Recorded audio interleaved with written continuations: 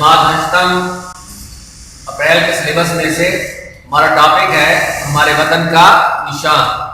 شاعر کا نام ہے جمیل الدین عالی.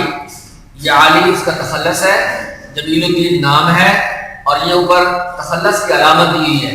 یہ آپ نے اس کو یاد رکھنا ہے. آگے ہمارا جو سوال نمبر 1 ہے، آپ نے اس کے بعد آپ نے لکھنا ہے مندرجہ ذیل الفاظ کے معنی لکھیں. یہ لکھنے کے بعد آپ نے کالم بنا لینا ہے، ایک طرف الفاظ اور ایک طرف معنی.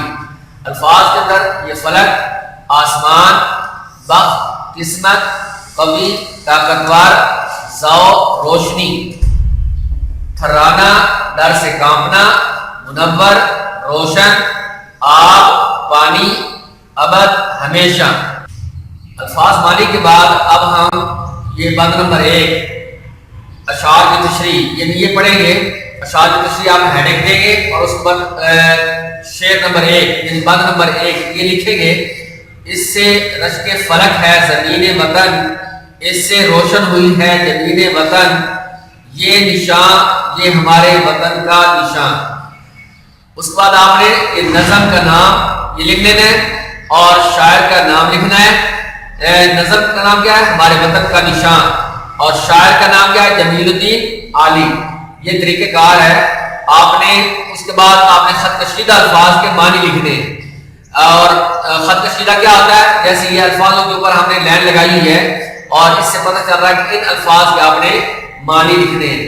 یہ رشک ہو گیا، فلک ہو گیا، جبین ہو گیا اور اسی طریقے سے وطن ہے. یہ ہمیں نیچے پھر کالم بنا لینا ہے اور یہ لکھنا ہے خط کشیدہ الفاظ کے معنی لکھیں.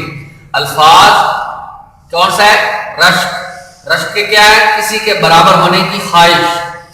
آگے فلک آسمان، جبین پیشانی، وطن دیش. اس کے بعد ہم یہ تشریح کی ہیڈنگ دیں گے اور تشریح کے بعد ہیڈنگ دینے کے بعد یہ ہم لکھیں گے اس نظم میں شاعر اپنے قومی پرچم سے محبت کا اظہار بیان کرتا ہے.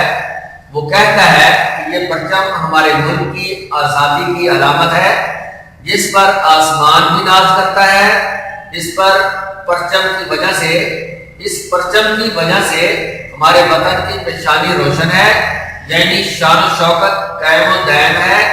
اس کی خوبصورتی کا کوئی ثانی نہیں. یہ پرچم سب سے بلند ہے.